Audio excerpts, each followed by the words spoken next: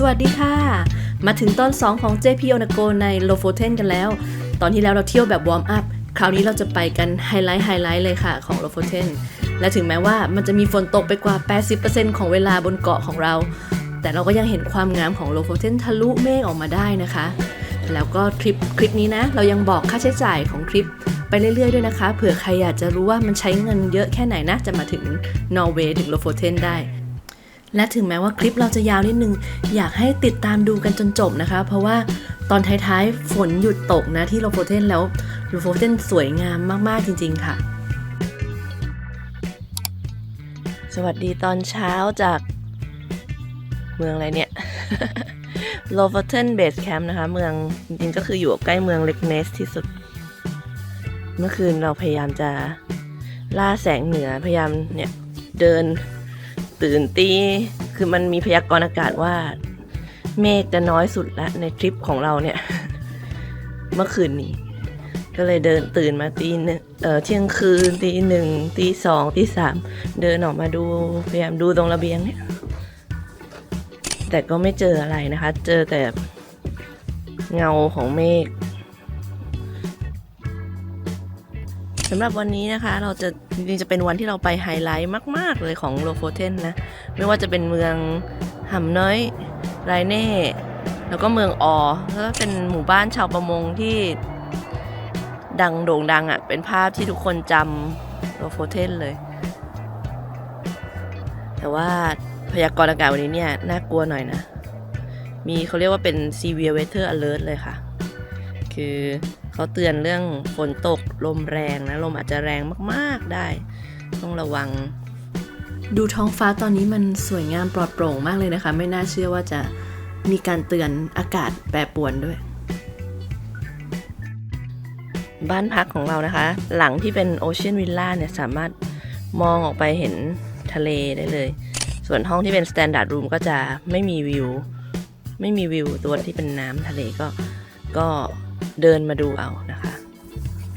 เราให้บ้านเด็กๆบ้านครอบครัวพักโอเชียนวิลล่า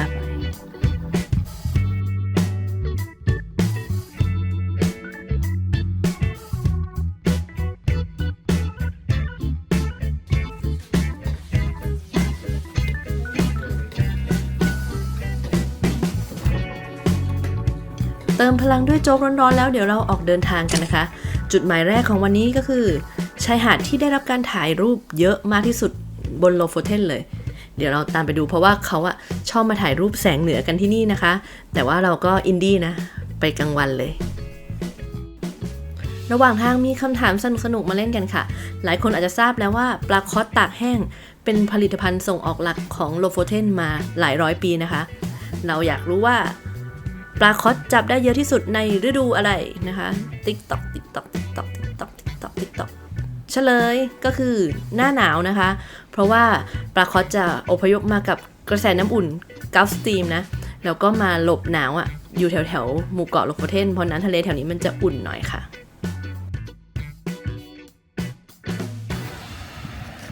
อันนี้จุดชมวิวสแก็กแซนเดนบีชนะคะมีภูเขาหิมะแล้วมาหาดทรายขาวๆ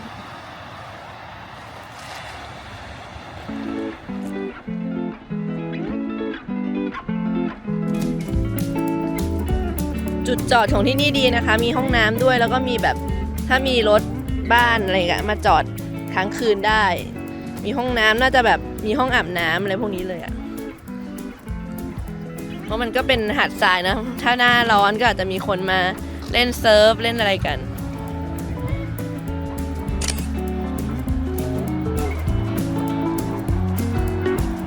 เป็นจุดหนึ่งที่สวยน่าแวะนะคะ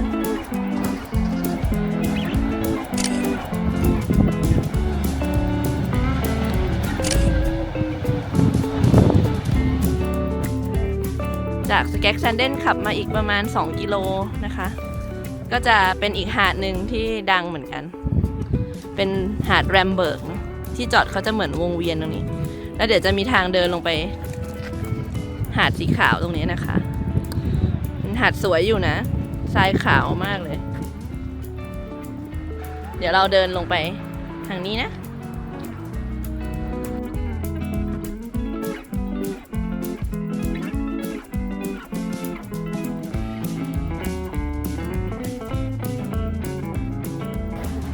เรากำลังเดินไปดูบ้านสีแดงนี่อยู่นะคะทรายที่นี่ดีนะเดินเราไม่ยวบไม่มีควิกแซนคือเดินไปประสบการณ์ไอซ์แลนด์ก็ทำให้เราเสียวอะเราจะโดนทรายดูดหรือเปล่าสวยมากเลยขอท้องฟ้าสีฟ้าแบบนี้ทั้งวันมาถึงหลังบ้านแล้วนะคะกระท่อมสีแดงหลังเล็กนี่นะคะเป็นมุม IG ที่ทุกคนจะต้องมาถ่ายเป็นกระท่อมแล้วก็มีฉากหลังเป็นทะเลภูเขาหิมะแล้วก็ด้านหน้ามีพื้นหิมะวันนี้หิมะน้อยไปนิดนึงนะคะอาจจะไม่เหมือนใน IG ซะทีเดียว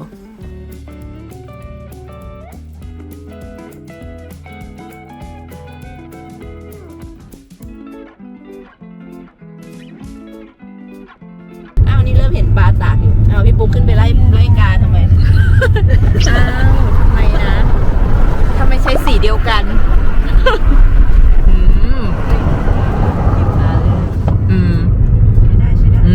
กลิ่นใช้ได้หอมเดี๋ยวต้องมีเยอะได้เจอของจริงแล้วนะคะกับสินค้าส่งออกหลักของโลโฟเทนนะคะปลาคอตตากแห้งกลิ่นใช้ได้คล้ายๆปลาเค็มบ้านเราเนี่ยแหละค่ะใครอยากจะมาลองดมดูไม่ใช่ว่ามาได้ทั้งปีนะคะ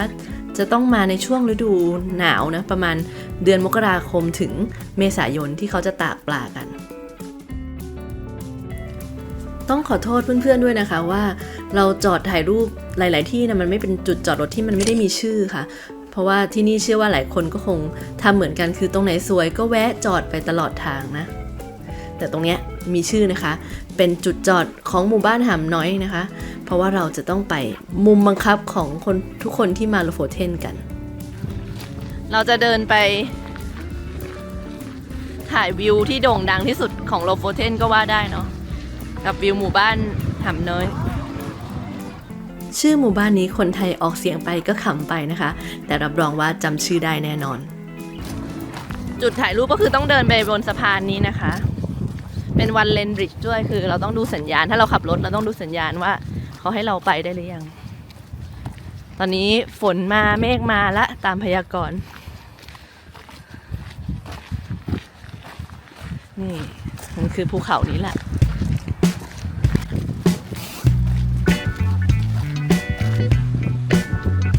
หมู่บ้านหำน้อยก็เป็นหมู่บ้านชาวประมงเล็กๆเนี่ยนะคะแล้วก็บ้านสีแดงที่เราเห็นเนี่ยก็คือรอบูเนาะที่เราเคยบอกไว้ว่ามันเป็นที่พักชั่วคราวของชาวประมงในสมัยก่อนแต่เดี๋ยวนี้ส่วนมากก็คือโดนรีโนเวทหมดแล้วนะคะให้กลายเป็นที่พักนักท่องเที่ยวก็สามารถมานอนพักตรงนี้ได้จองได้นะคะถ่ายรูปกันไม่ถึง10นาทีนะคะฝนก็ตกลงมาแรงทีเดียวมาตามคำพยากรณ์เลยนะจะไม่แม่นสักหน่อยก็ไม่ได้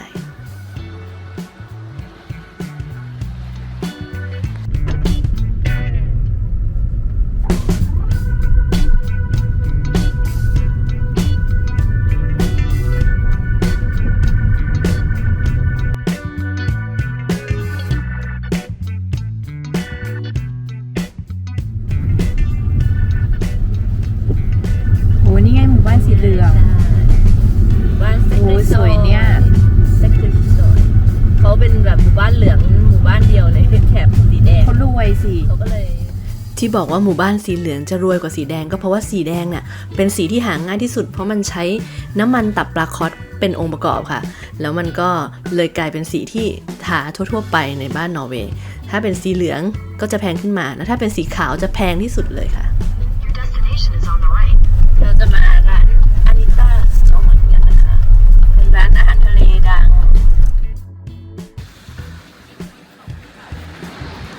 อันนี้นะคะอานิต้าสโตร์มัต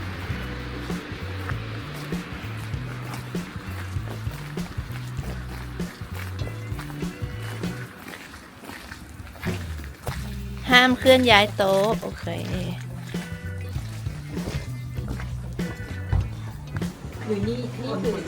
นี่คือตัวอย่าง stockfish นี่มันจะแบบมันจะแห้งจากลมทะเลแล้วมีเกลือมาเกาะอยู่เต็มเลยแต่เวลาจะกินเขาน่าจะต้องมาทำให้มันบวมขึ้นไม่รู้อันนี้คืออันที่บวมขึ้นมาแล้วหรือเปล่าเพราะเขาต้องเอาไปแช่น้ำอันนี้เหมือนมันบวมขึ้นมาแล้วเกลือ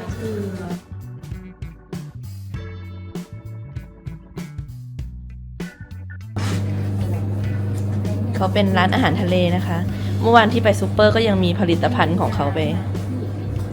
ก็เป็นหมู่บ้านชาวประมงตรงนี้ก็เหมือนจะเป็นของเขาอะแล้วเขาก็เอาซัพพลายอาหารทะเลที่จับได้อย่างเงี้ยจากแถวนี้ใครมีทุนทรัพย์ก็มีของฝากอะไรที่แบบน่ารัก แต่ราคาอาจจะไม่น่ารักเท่าไหร่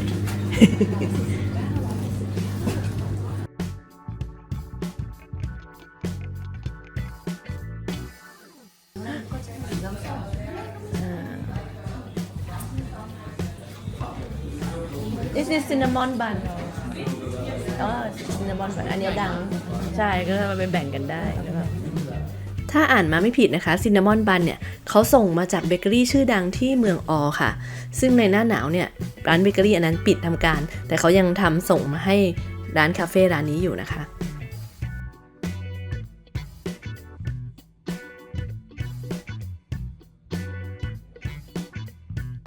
เป็นเบเกอรี่ก็จะถูกกว่าอาหารเนาะซินนามอนบันเนี่ยถูก59อันเบลอเลยโครซองช็อกโกแลตร้อน65คือฝนตกนะคะตอนนี้ต้องหาที่พักก่อนเพราะว่าข้างนอกฝนตกหนักทีเดียวร้านนี้นะน่ารักมากมีทั้งอาหารนะคะเครื่องดื่มแล้วก็ยังมีวิวหลักล้านที่ถ้าฝนไม่ตกจะสวยกว่านี้อีกเยอะเลยนะคะอีกอย่างหนึ่งคือห้องน้ำนะคะน่ารักแล้วก็สะอาดมากแวะมาชมกันนะคะ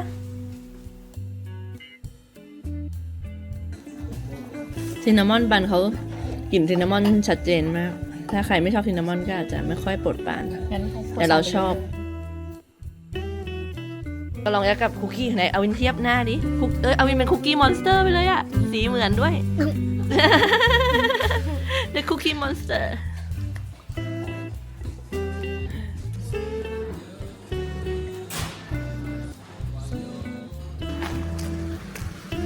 นี่คือหมู่บ้านไซกิซอย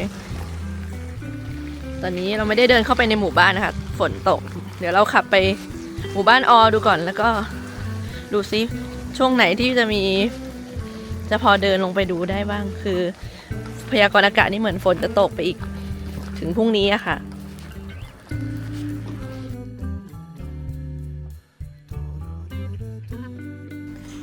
ขับออกจากแซกริซอยไปอีกไม่ไกลค่ะ12 กิโลเมตรได้เราก็จะไปถึงสุดทางของถนน E10 ถนนสายหลักของโลโฟเทนนะซึ่งมันจะไปจบลงที่หมู่บ้านชื่อสั้นๆว่าออนะคะเป็นตัวอักษรตัวสุดท้ายของภาษานอร์เวย์ซะด้วยเป็นตัว A แล้วก็มี O เล็กๆอยู่ข้างบนนะคะไรเน่บิงเคนพาร์กิ้งค่ะภูเขาที่น่าจะดังที่สุดสำหรับไฮกิ้งที่นี่แถวนี้เขาห้ามเดินในฤดูหนาวแต่ก็เหมือนจะมีแบบคนที่เขาเก่งๆกล้าๆมาลองไฮกิ้งขึ้นไปมันค่อนข้างชันมากฝนที่นี่ตกมาเป็นน้ำแข็งนะคะฝนเห็นไหม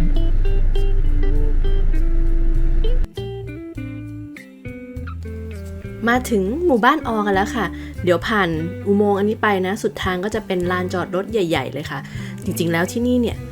มีที่เที่ยวถึง2พิพิธภัณฑ์นะคะที่น่าสนใจ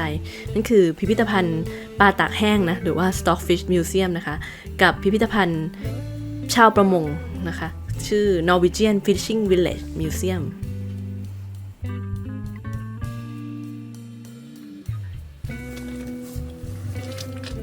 มาถึงออแล้วนะคะโอ้คือบอกทางไปเดินไปที่ข้างในเมืองมีมิวเซียมอะไรอย่างงี้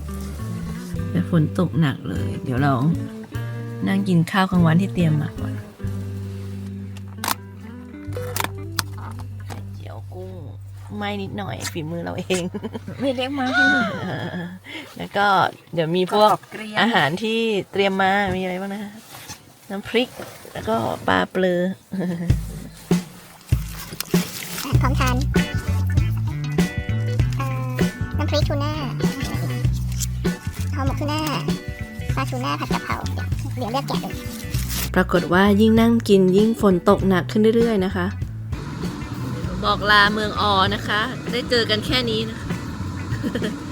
เจอป้ายว่าทางเดินไปเซ็นทรัลไปทางนี้ มีมิวเซียมด้วยนะ เจอกันแค่นี้นะอ๋อก่อนจะบอกลาออนะคะ พามาดูมิวเซียม Talk Fish Museum คือมิวเซียมของการทำปลาตากแห้ง Stockfish นะคะก็ตรงนี้ก็เป็นตัวเมืองจริงๆก็มีบ้านเรือนเยอะเหมือนกันนะ เป็นเมืองใหญ่พอสมควร ถ้าฝนไม่ตกเราก็ไม่แน่ใจนะคะว่าพิพิธภัณฑ์จะเปิดหรือเปล่า เพราะว่าใน Google Map ขึ้นว่าเป็นปิดชั่วคราวมานานแล้วค่ะเราก็ไม่แน่ใจว่าเขาปิดในช่วงฤดูหนาวอย่างเดียวหรือว่าเขาจะปิดถาวรไปในที่สุดนะใครได้ไปมาบอกเราหน่อยค่ะตอนนี้เราขับย้อนกลับมายังเมืองที่เราจะเป็นที่พักในคืนนี้นะคะเมืองไรเน่นะเพื่อนเราชี้เป้าว่าของที่นี่ถูกนะคะเดี๋ยวเราก็คืออยู่เมืองไรเน่แหละกูพริกไรเน่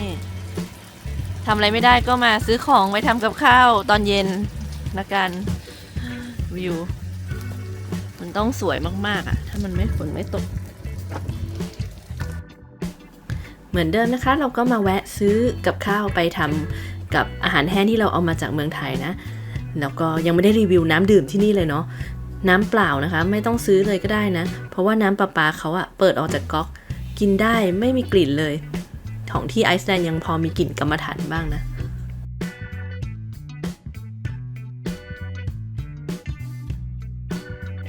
เห็นอันนี้มีวางขายเยอะเลยนะคะแล้วดูเป็นของท้องถิ่นโลโฟเทนเดี๋ยวต้องซื้อไปชิมดูนะลักษณะเหมือนเป็นฟิชเค้กไม่ใช่แล้วแพงอ๋อมันเป็นลูกไอ้นี่กุ้งไอ้ที่ข้าวไว้ที่ทะเลวันนี้ตัวใหญ่นะต้อง2 แพ็คละมั้งเพราะว่าที่นี่ยังแพงกว่าเอ็กซ์ตร้าเมื่อวานเนาะอันนี้มันเมืองท่องเที่ยวกว่าไกลกว่าจริงๆซูเปอร์มาร์เก็ตตะกี้คือเดินมาจากที่พักเราได้เลยนะคะอยู่ข้างๆกันเลยเดินไม่กี่ร้อยเมตรเอง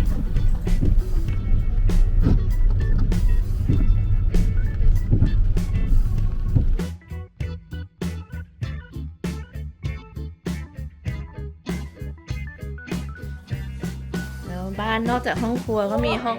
เป็น3 ห้องนอนนะคะห้องนอนที่1ห้องนอนที่2แล้วก็มีที่นี่ชั้นลอยไปดูชั้นลอยหน่อยชั้นลอยโหเราตัวสูงมากชั้นลอยก็คือมี2 เตียงไปเดี๋ยวเราก็พักผ่อนทำอาหาร ไม่รู้จะทำอะไรก็กินไปนะคะหรือนอนหลับพักผ่อนไปมานอนเล่นๆที่นอร์เวย์คนไม่รวยจริงทำไม่ได้หรอก เสียเงินมาค่าตั๋วก็40,000ไม่ยอดวิวจะพุ่งไม่อยากด่า40,000เนี่ยมานอนเล่นๆริมทะเลเรารวยขนาดเปลี่ยนที่กินมาม่าเท่านั้นเองไม่รวยจริงทำไม่ได้หรอกแต่กินมาม่าแทบทุกมื้อวันนี้เปิดครัวกันทั้งบ่าย อาหารกลางวันพรุ่งนี้ได้แล้วมาม่าผัดเบคอนไข่ทูน่าแล้วก็เราต้องกินแซลมอนทุกวัน เพราะเรามาถึงถิ่น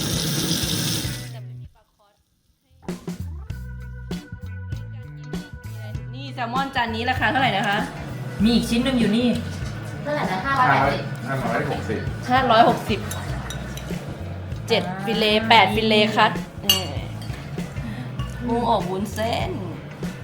ฝีมือใครทำปาปายาสลัดอ้าวนี่2 คนนี้มีเมนูทำได้ใหม่แล้วแล้วก็ต้มยำไก่ทานข้าวไปก็เล็งไปนะคะว่าฝนมันจะหยุดตกไหมเราจะสามารถขับรถออกไปเก็บตกในส่วนที่เราพลาดไปวันนี้ได้หรือเปล่า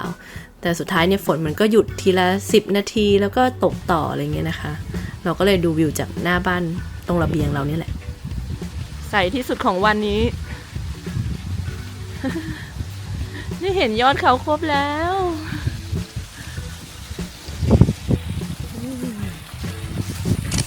สวยงามค่ะที่นี่ไรเน่นะคะ ของจริงอ่ะคือเราจะเห็นแบบภูเขามันเหมือนตั้งตางานอยู่ตรงหน้าเราอ่ะมันสวยงามมากๆเลยเป็นวิว100 ล้านจริงๆอ่ะนอกจากนี้ที่นี่นะคะเรามาดูรูปถ่ายที่เราถ่ายกันย้อนหลังแล้ว เราเชื่อว่าเราถ่ายติดแสงเหนือโดยบังเอิญด้วยล่ะ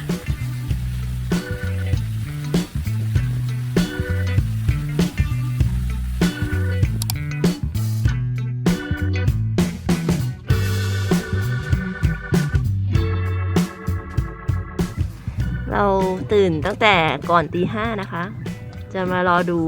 เขาบอกให้มาดูพระอาทิตย์ขึ้นที่เมืองรายตรงนี้เป็นถ้าเซิร์ช Google Map คือรายวิวก็จะเป็น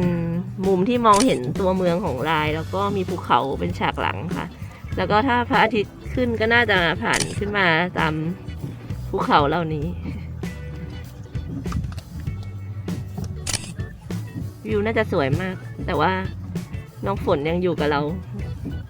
ต่อไปตอนแรกเขาบอกว่าเช้าจะไม่ค่อยตกนะคะถึงแม้ว่าฝนจะตกก็ได้วิวสวยไปอีกแบบนึงนะคะอีกอารมณ์หนึ่งดูเงานิดนึงเนาะแล้วก็ขออภัยในเสียงด้วยนะคะต่อไปจากวันนี้แหละก็คือเราป่วยแล้วนะคะเสียงก็จะเป็ดๆหน่อย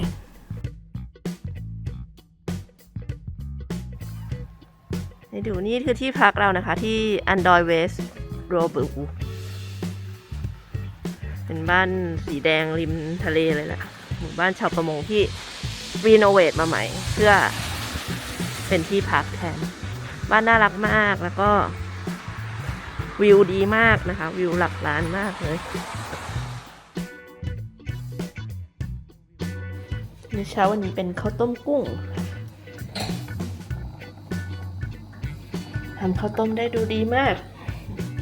เคล็ดลับเราก็เหมือนเดิมมาม่าเป็นข้าวต้มมาม่าสุกไหมเป็นแบบชงด้วยเนอะง่ายใช่อันนี้เราตั้งหม้อโอเคอีกเมนูที่จะชิมนะคะเป็นฟิชเค้กของโลโพเทน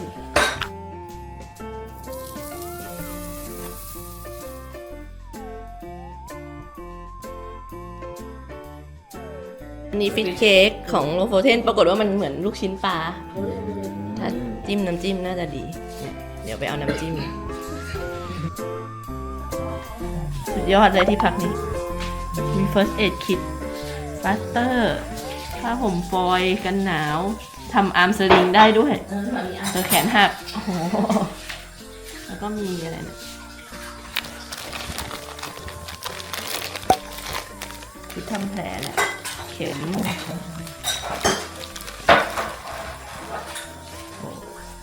มีให้ทุกอย่างอ๋อนี่ให้เป่าปากได้เกิด CPR ยังไม่เคยเห็นของจริงเลยที่ไทยดีมากเลยเนาะนี่เผื่อจะเป่าปากใคร MTM mask นี่มีแอลกอฮอล์รับด้วยนะเช็ดก่อนอ่ะปฐมพยาบาลน้องอาวินเรียบร้อยก็ออกเดินทางกันได้แล้วค่ะวันที่4ของทริปนะคะเรากำลังออกจากไรเน่จะย้อนกลับขึ้นทางเหนือละนะคะฝนยังตกไม่หยุดเลยเรากะว่าถ้าฝนหยุดเราจะได้แวะเก็บแลนด์มาร์คต่างๆเนี่ยแต่นี้เรามาถึงซักริซอร์ก็ยังตกอยู่ระหว่างทางย้อนกลับเราก็จะแวะเมืองหรือว่าจุดน่าสนใจอื่นๆที่เรายังไม่ได้แวะในขามานะคะ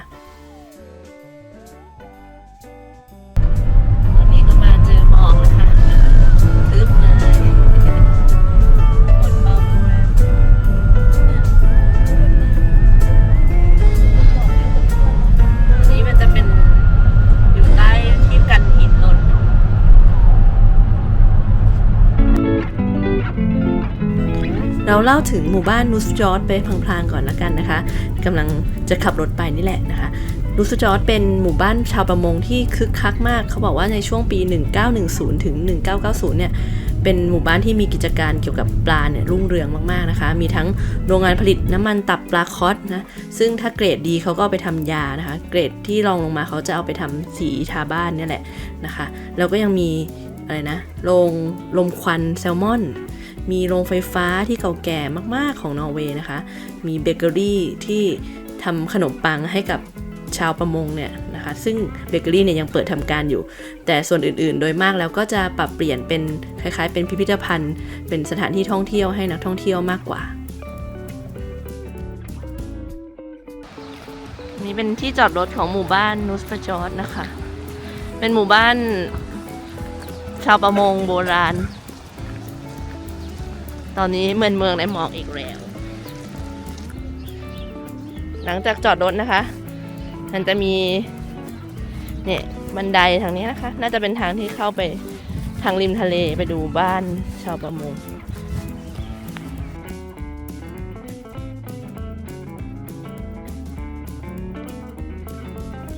เดินมาเจอนะคะว่ามีป้ายบอกว่าถ้าจะเข้าไปในหมู่บ้านจะต้องมีตั๋วนะคะต้องมีการเสียค่าเข้าชมมาเจอพี่คนไทยอีกกลุ่มหนึ่งเขาก็เลยบอกว่าต้องเสียค่าเข้าชม100 น็อกนะข้างในก็จะมีพิพิธภัณฑ์อะไรเงี้ย2-3 หลัง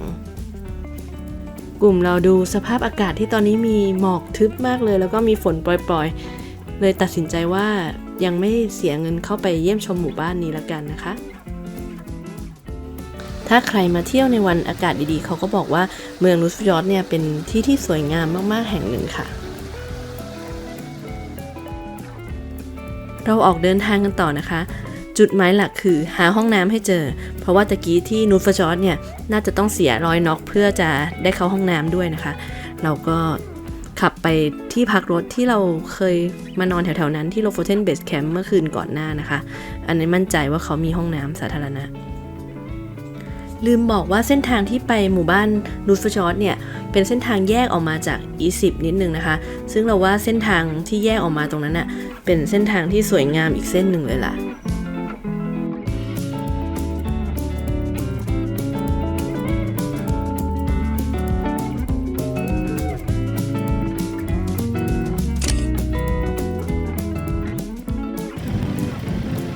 เลยมาอีกจุดหนึ่งก็มีจุดจอดนะคะจุดจอดมันจะเป็นจุดเล็กๆกระจายทั่วๆไปนะตรงนี้เห็นน้ำทะเล2 สีชัดเลยลองถ่ายมันถ่ายตรงนี้นิดนึง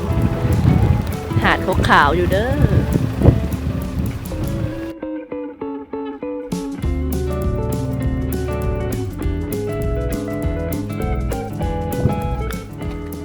ตรงนี้เป็นจุดพักรถแล้วก็มีห้องน้ำมีที่นั่งทานอาหารได้นะคะแต่ตอนนี้หนาวมากฝนยังตกอยู่แล้วก็มันใกล้กับที่พักเราจำได้ไหมเมื่อคืนที่2แถวนี้ที่เป็นบ้านแดงๆเรียงเลยค่ะตรงนี้เป็นห้องน้ำมีทิชชู่มีน้ำนะ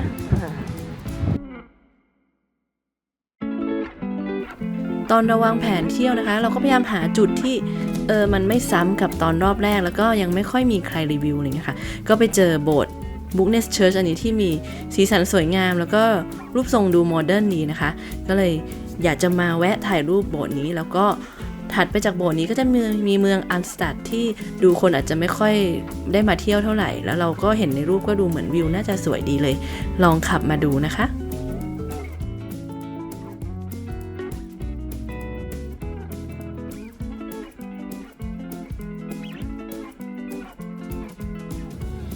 จุดพักทานข้าวกลางวันนะคะของเราใกล้ๆกับเมืองอันสตัดอยู่ทางทะเลตรงนู้นริบๆแต่ว่าตอนนี้ลมแรงมากแล้วเราอยากเข้าห้องน้ำมากเดี๋ยวไปหาห้องน้ำก่อนไม่ได้แวะเข้าไปอันสตัดเพราะลงไม่น่าจะไหวตอนนี้นะคะลมแรงจนรถโคลงเคลงเลย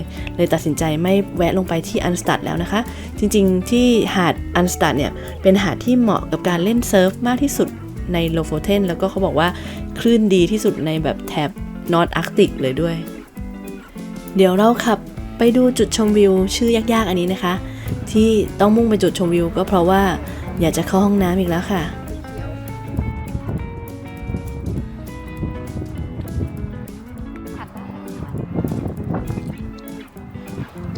ชมวิวนี้ดีนะคะมีห้องน้ำมีที่นั่งพักแล้ววิวสวยมากด้วยเช่นกันเห็นภูเขาเยอะเลย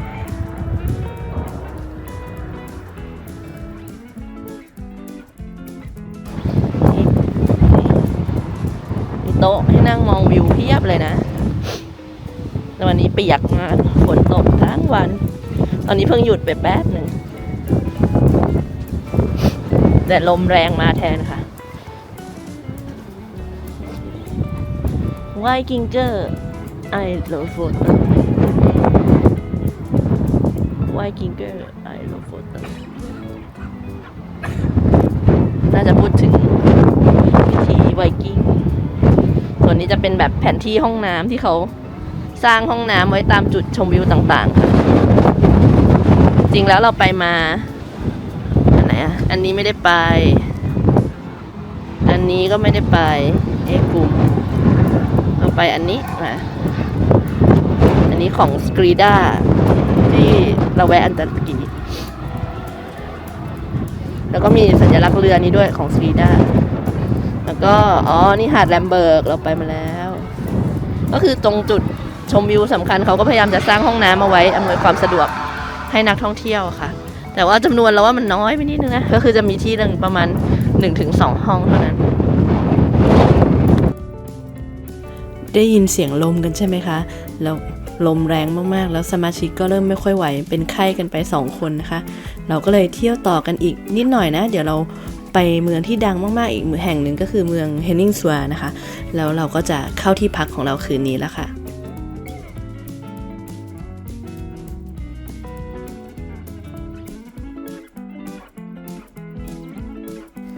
หมู่บ้านเฮนนิงซัวที่เรากำลังไปก็เป็นหมู่บ้านชาวประมงอีกแล้วค่ะมีประชากรอยู่เพียงประมาณ500 คนแต่เขาส่งออกปลาคอสปีหนึ่งถึงประมาณ 66,000 ตันซึ่งเทียบเท่ากับว่าเลี้ยงคนได้ประมาณ300 ล้านมื้อนะคะแต่สิ่งที่ทำให้เมืองนี้โดดเด่นกว่าใครนั้นคือสนามฟุตบอลของเขาค่ะใครมาก็จะต้องมาดูสนามฟุตบอลอันนี้นะคะคือสนาม Henningsvall Stadium จริงๆแล้วเราจะต้องใช้โดรนแล้วบินขึ้นไปดูมันจะเป็นสนามฟุตบอลที่อยู่บนเนี่ยก้อนหินทั้งหมดเลยค่ะรอบๆยื่นออกไปในทะเลสวยงามมากเขาบอกเป็นสนามที่วิวสวยที่สุดแห่งหนึ่งในยุโรปกฎของการนำโดรนมาบินที่ยุโรปเพิ่งมีการอัปเดตเมื่อต้นปีค่ะข้อที่สำคัญอันนึงคือจะต้องมีการทำประกันความเสียหายที่เกิดจากโดรนเนี่ย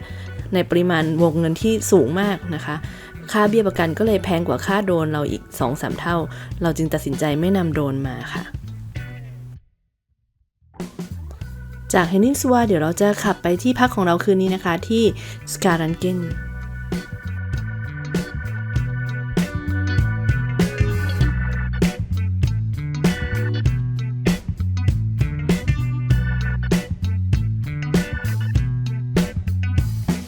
สการันเกนมีคาเฟ่ด้วยรีเซพชันด้วย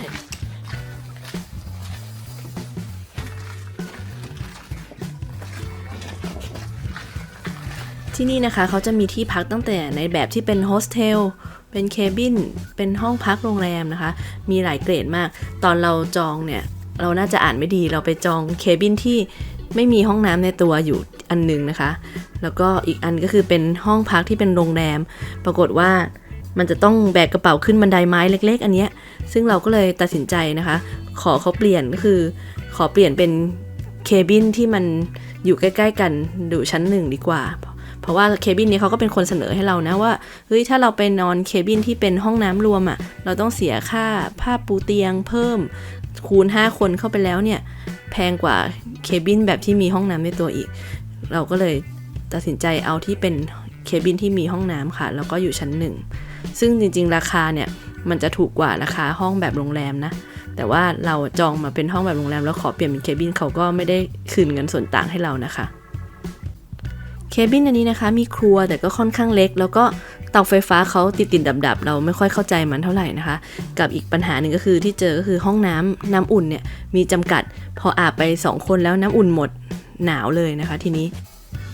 แต่ข้อดีก็มีอยู่นะคะวิวของที่นี่ก็สวยงามพาโนรามาทีเดียวแต่ก็น่าเสียดายนะคืนสุดท้ายในโลโฟเทนของเราก็เป็นอีกคืนที่เมฆเต็ม 100% ไม่ได้เห็นแสงเหนือนะคะ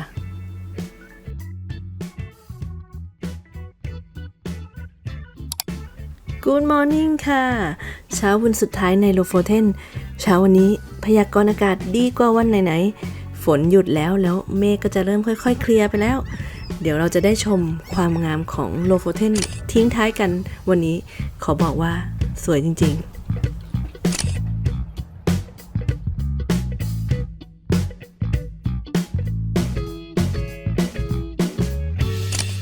พออากาศแจ่มใสอย่างนี้ก็ถ่ายรูปเล่นกันเพลินเลยค่ะแค่ที่พักก็มีความสุขแล้ว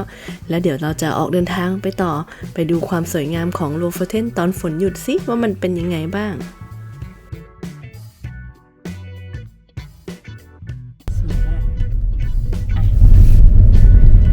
วันสุดท้ายในโลโฟเทนนะคะสุดท้ายก็มีฟ้าสีฟ้าแล้วเมืองที่เรากำลังจะไปนะคะเขาบอกว่าเป็นเมืองที่เก่าแก่ที่สุดบนโลโฟเทนเลยนะมีหลักฐานการใช้ชีวิตอยู่เนี่ยเขาบอกว่าอาจจะตั้งแต่สมัยยุคหินด้วยซ้ำแต่ที่แน่ๆคือมีการจับปลาคอสอะไรเนี่ยมันตั้งแต่ยุคไวกิ้งเลยค่ะนี่เรียกว่าเป็น Hidden Gem ก็ได้นะคะไม่ค่อยมีคนพูดถึงเมืองนี้คาเบลแวกจริงๆเขามีพิพิธภัณฑ์สัตว์น้ำอะไรด้วยแต่มันเปิด 11 โมงแต่วิวตอนนี้ก็โหหลังจากเจอฝนมาหลายวันวิวตรงนี้นี่เทพสุดๆอย่างน้อยก่อนบอกลาโลโฟเทนในตอนบ่ายวันนี้โลโฟเทนก็อนุญาตให้เราได้ชมความงามของเขาแบบเต็มตามากๆนะคะถ้าเพื่อนๆมีเวลานะคะที่คาเบลวักเนี่ยมีพิพิธภัณฑ์ที่น่าสนใจ2แห่งนะคะคือพิพิธภัณฑ์สัตว์น้ำกับพิพิธภัณฑ์โลโฟเทนซึ่งเขาจะเปิดสายๆนะคะประมาณ 11 โมงตอนนี้เรามาช่วงเช้าแล้วก็เดี๋ยวเราต้องขับกลับไปที่สนามบินต่อเราเลยไม่มีเวลาได้ชมนะ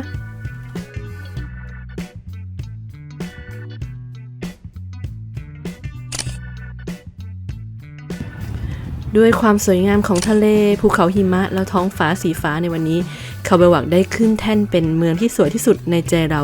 ของโลโฟเทนแล้วค่ะ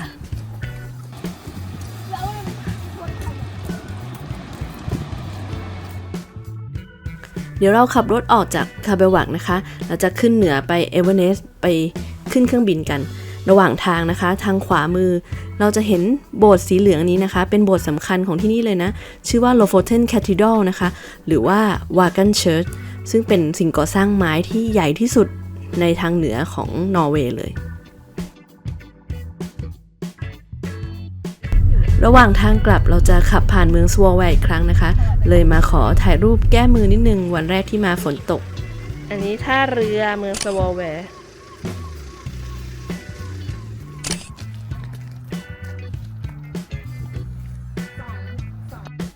จากเมืองสวอลวานะคะเราจะขับยาวๆนะมีแวะทันเข้ากลางวันทีหนึ่งแล้วก็ไปถึงสนามบินเอเวอเรสต์เลยซึ่งจะใช้เวลาประมาณ2 ชั่วโมงครึ่งแต่ว่าเราใช้เวลามากกว่านั้นเพื่อนๆอย่าลืมเผื่อเวลานะคะเพราะว่าถ้าเจอวิวตรงไหนสวยจะได้แวะถ่ายรูปได้นะ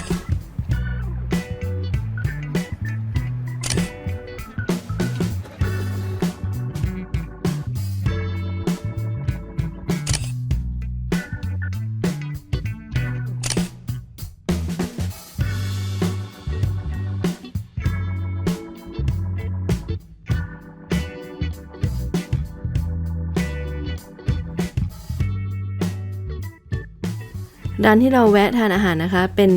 คล้ายๆฟาสต์ฟู้ดอยู่ในปั๊มน้ำมันนะของเมืองคองสวิกชื่อว่า House of Burger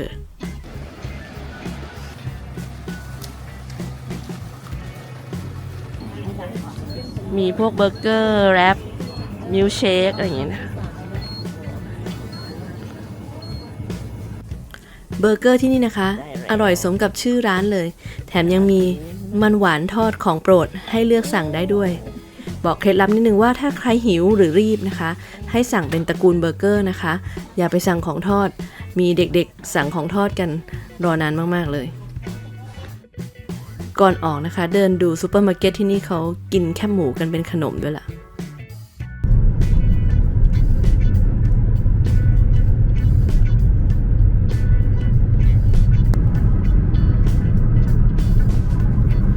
เดี๋ยวก่อนที่เราจะคืนรถที่สนามบินอย่าลืมนะคะเราจะต้องเติมน้ำมันให้เต็มถังก่อนไม่งั้นจะโดนค่าน้ำมันและค่าปรับด้วยนะที่นี่น้ำมันก็ลิตรละประมาณ80 บาทได้ค่ะตอนแรกเราลองใช้บัตร Travel Card กับตู้เนี่ยมันใส่พินอะไรไม่สำเร็จ เราก็เลยเข้าไปในร้านนะคะแล้วก็ไปจ่ายเงินเขาก่อนเขาก็จะถามว่าเราจะเติมประมาณกี่ลิตรคำนวณมาให้เขาก็บอกว่าถ้า2 ใน 3ของถังน่าจะประมาณสัก60 ลิตรเขาก็คิดเงินมาก่อนแล้วก็ให้มาเป็นเลขรหัสอะค่ะเวลาเราเลือกการจ่ายเงินให้เราเลือกโค้ดนะ CODE โค้ดแล้วก็ใส่โค้ดที่เราได้จากเคาน์เตอร์เข้าไปนะคะแล้วก็เราก็จะสามารถเติมน้ำมันได้ทริปนี้บนโลโฟเทนเราขับรถไปประมาณ600เกือบ650กิโลค่ะหมดค่าน้ำมันไป 2,962 บาทแล้วเราเติมน้ำมันทีเดียวเองนะคะเนี่ยถังน้ำมันจุทีเดียวเราไม่ต้องแวะเติมระหว่างทางเลยปั๊ม Circle K ที่เราเติมน้ำมันตะกี้ห่างจากสนามบินเพียงแค่ประมาณ 1.5 กิโลเมตรนะคะแล้วเราก็ขับมาสนามบินเอาคนและกระเป๋าลงแล้วก็เอารถไปจอดคืนนะคะส่วนที่จอดคืนรถก็คือลานจอดรถที่เราไปเอารถมานะคะเป็นลานจอดรถของบริษัทรถเช่านะแล้วเราก็เอากุญแจรถไปคืนให้เจ้าหน้าที่ถ้าเจ้าหน้าที่ไม่อยู่ก็คืนที่ Drop Box นะคะหลังจากเขาตรวจสภาพรถภายหลังแล้วถ้าไม่มีอะไรเสียหายเขาก็จะคืนเงินประกันให้เราเงินจะเข้ามาในบัตรของเราประมาณสัก 2-3 วันนะคะหลังจากที่คืนรถไปแล้วเราบินออกจากโลโฟเทนด้วยสายการบิน Norwegian Airlines นะคะคราวนี้เราจะบินจากเอเวอเรสต์ไปลงที่เบอร์เกนค่าตั๋วเครื่องบิน